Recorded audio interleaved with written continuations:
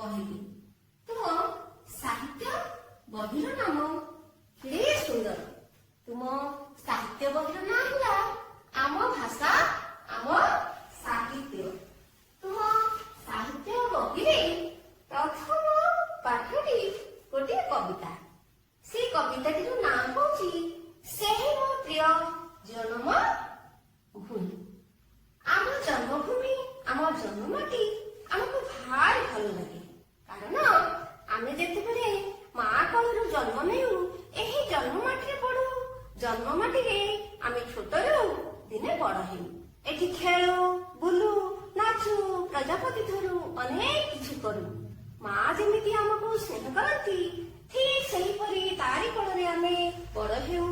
ତାର ଶସ୍ୟ ଖାଇ ବଞ୍ଚୁ। ତେଣୁ ସେ ବି ଆମର ମା। ସେ ତାର ଖାଦ୍ୟ ପାନୀୟ ଦେଇ ଆମକୁ ବଡ କରେ। ତା ପ୍ରତି ବି ଆମର କିଛି କର୍ତ୍ତବ୍ୟ ରହିଛି। ଏହି କବିତା ପଢି ଆମେ ସବୁ କିଛି ଜାଣିପାରିବା। ଓକେ, ବର୍ତ୍ତମାନ ମୁଁ କବିତାଟି ଆବୃତ୍ତି କରୁଛି। ଶୁଣ ଓ ମୋ ସହିତ ତୁମେ ମଧ୍ୟ ଆବୃତ୍ତି କର। ଯେଉଁ ଦେଶରେ ଜନମ ମୋର ଯାହାର କୋଳେ ବଢୁଛି ମୁହିଁ, ଜନନୀ ପରି ପାଳୁଛି ଯିଏ, ସେହି ତ ମୋର ଜନମ ଭୂମି। ସେହି ତ ମୋର ଜନମ ଭୂମି। ଗହନ ବନ ଶ୍ୟାମଳ ତରୁ ଗହଳ ଲତା ଦେହତା ଶୋଇ, ଗହନ ବନ ଶ୍ୟାମଳ ତରୁ ଗହଳ ଲତା ଦେହତା ଶୋଇ, ଡାଳରୁ ଡାଳେ ବିହଙ୍ଗ ଉଡ଼ି ମଧୁର ଗାନେ ପରାଣ ମୋହେ।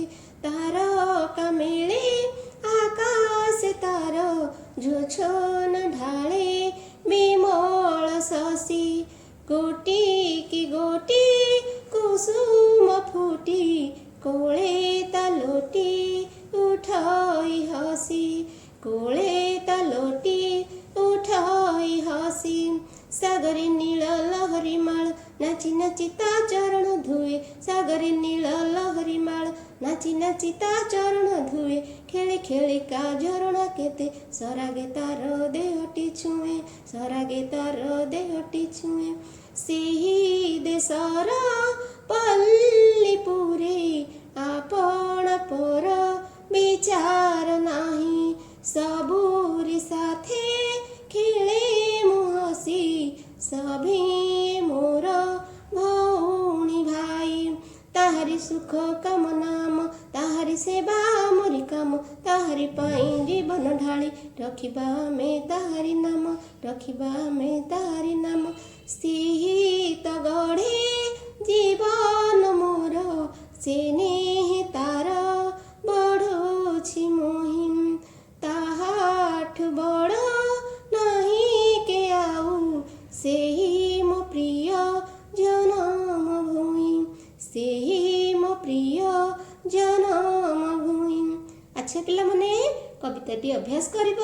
ଆଜି ଏତିକି ଥାଉ, ପର କ୍ଲାସରେ ତୁମକୁ ଏହାର ଅର୍ଥ ବୁଝାଇ ଦେବି।